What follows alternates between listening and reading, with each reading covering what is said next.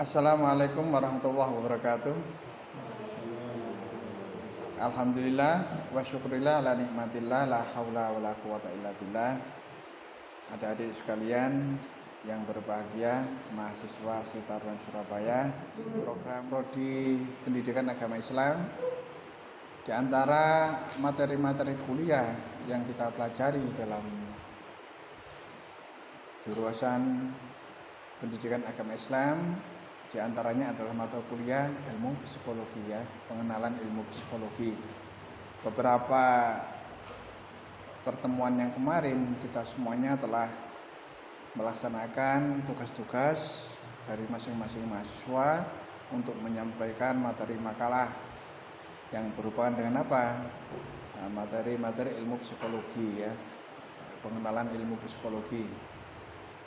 Pada malam hari ini salah satu teman kalian akan membahas tentang psikologi masa Yunani kuno. Saya harapkan kalian semuanya untuk menyimak, mendengarkan dengan baik apa yang disampaikan oleh teman Anda, dan nanti apabila kurang jelas Anda bisa bertanya langsung dan kita akan membahas secara diskusi biar suasananya hidup. Oke, untuk mempersingkat waktu langsung saja disampaikan. Ini pemaparan makalah tentang psikologi pada masa Yunani kuno akan disampaikan oleh Bapak Mulyadi. Silakan Bapak Mulyadi. Assalamualaikum warahmatullahi wabarakatuh.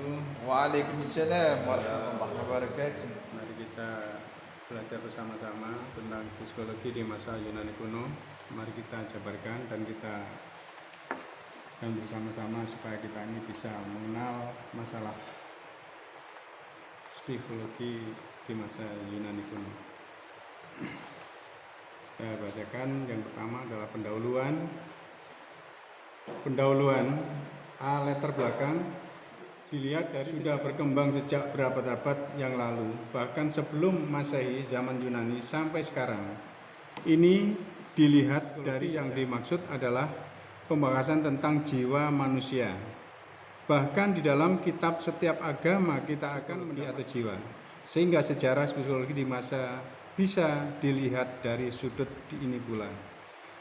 Tetapi sekarang kita akan psikologi. Bagaimana definisi ilmu psikologi menurut tokoh? 3. Siapa tokoh filsuf psikologi di masa Yunani kuno? C. Tujuan memahami sejarah psikologi.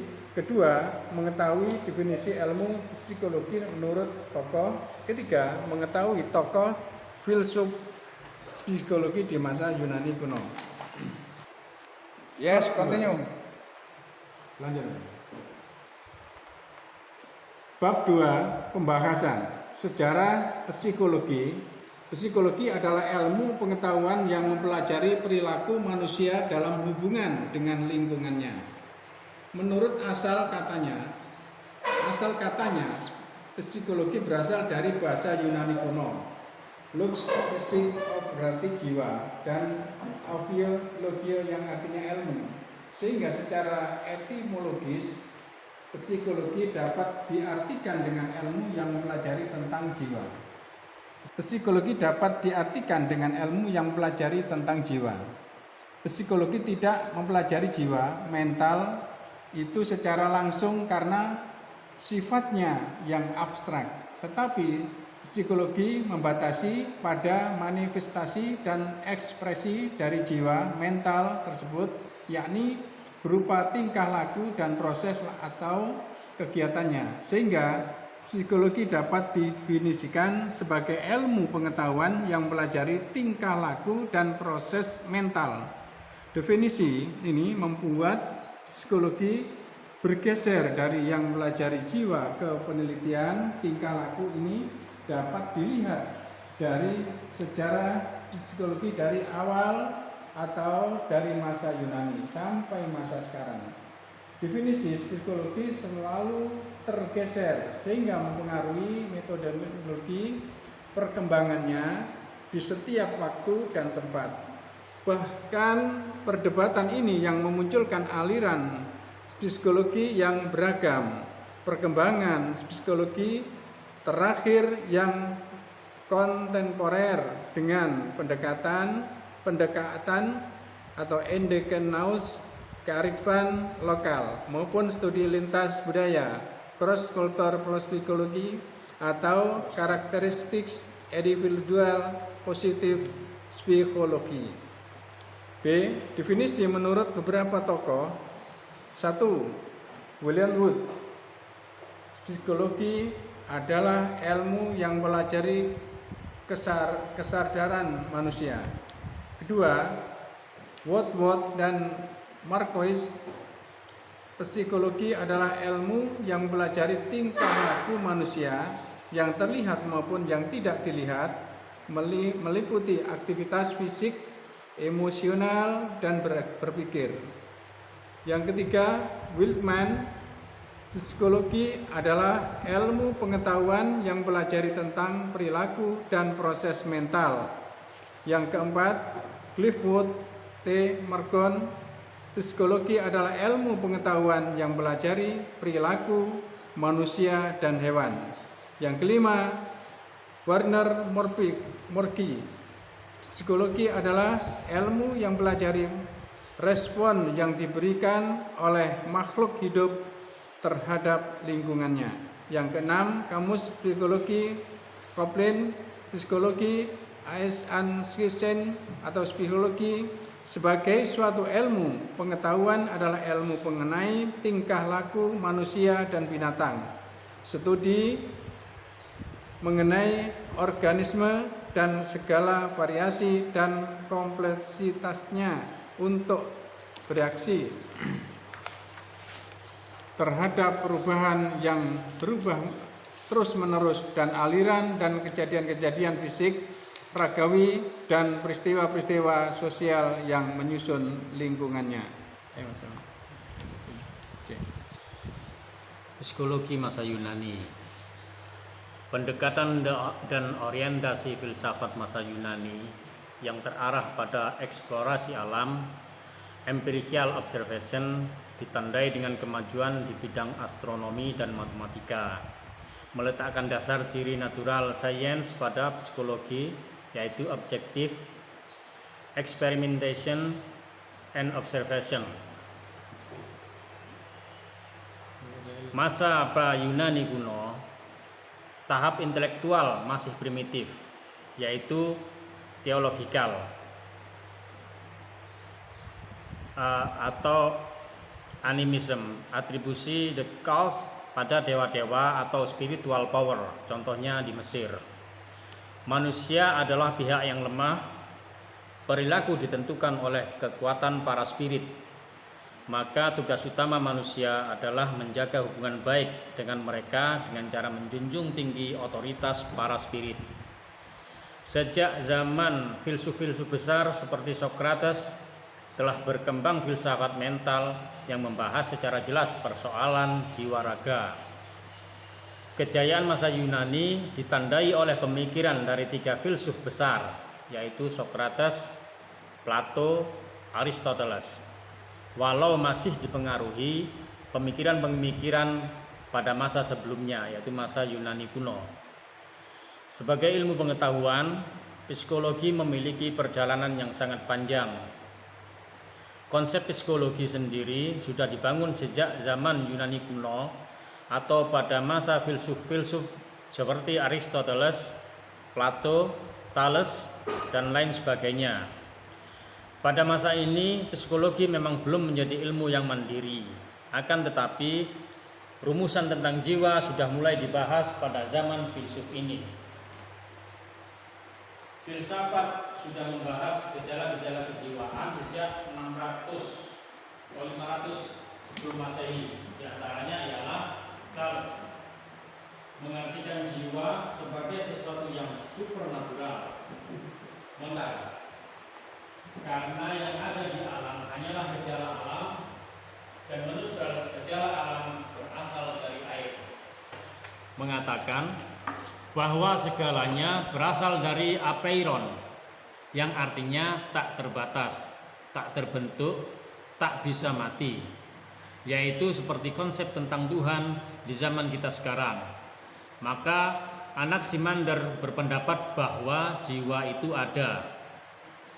Anaximenes, menurutnya segala sesuatu itu berasal dari udara, dan dia mendukung konsep dari Anaximander bahwa jiwa itu ada. Empedokles, ada 4 elemen dasar alam: udara, tanah atau bumi, air, dan api. Sedangkan manusia pun bisa dianalogikan seperti berikut. Tulang, otot, dan usus itu adalah unsur bumi atau tanah. Fungsi hidup itu udara, rasio api, cairan tubuh adalah air. Hippocrates menganggap bahwa jiwa manusia itu ada 4 tipe penggolongan menurut cairan tubuh yang dominan, yaitu sanguin atau periang didominasi oleh darah, melankolis atau murung itu sumsum hitam, kolerik atau cepat bereaksi sumsum kuning, flegmatis atau lamban itu unsur lendir. Demokritus mempunyai pandangan bahwa segala sesuatu yang berada di dunia ini terdiri dari partikel-partikel yang tidak dapat dibagi-bagi. Cara berpikirnya mengikuti prinsip-prinsip mekanistis dan materialistis. Menurutnya, jiwa itu terdiri dari atom-atom. Ada 2 pandangan.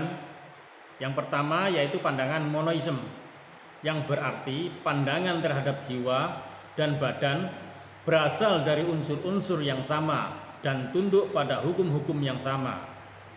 Sedangkan pandangan yang kedua yaitu dualisme, jiwa tidak sama dengan badan.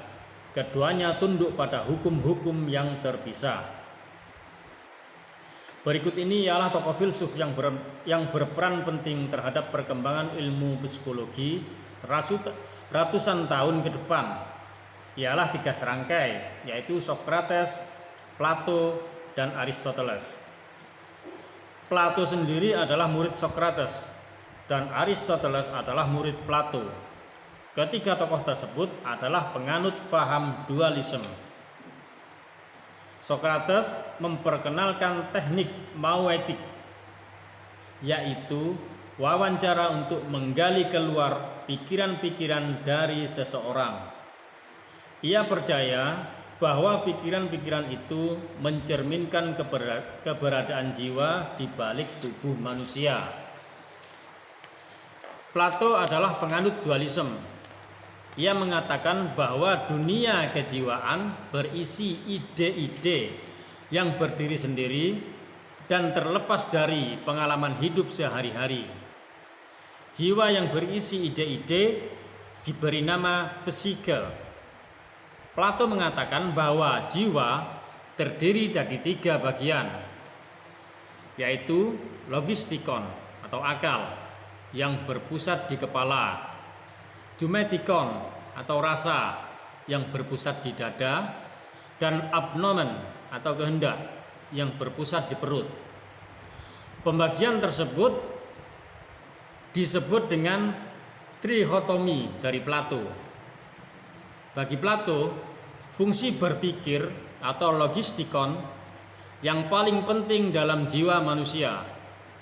Keadaan jiwa seseorang dan arah perkembangan jiwa orang itu dipengaruhi terutama oleh fungsi berpikir dari seseorang.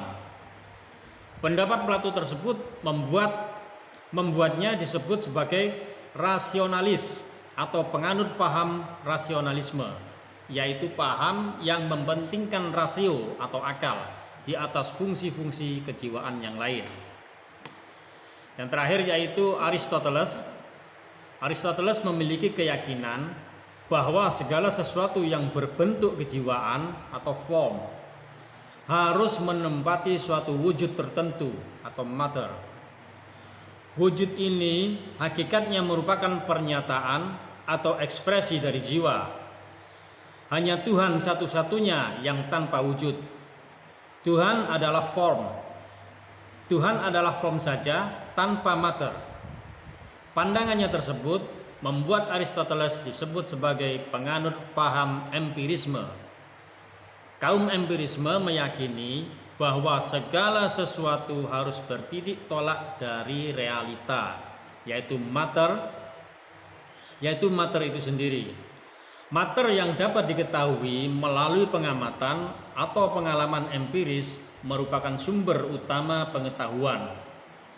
Dengan pendapatnya ini, Aristoteles sering disebut sebagai bapak psikologi. Aristoteles juga menyumbangkan pikiran yang sangat penting dalam tulisannya yang berjudul The Anima. Dia mengatakan bahwa makhluk hidup terbagi dalam 3 golongan, yaitu anima vegetativa atau tumbuh-tumbuhan, anima sensitiva atau hewan yang memiliki indera sensitiva, anima intellectiva atau manusia memiliki kemampuan mengingat, menunjukkan bahwa manusia memiliki kecerdasan atau intelek.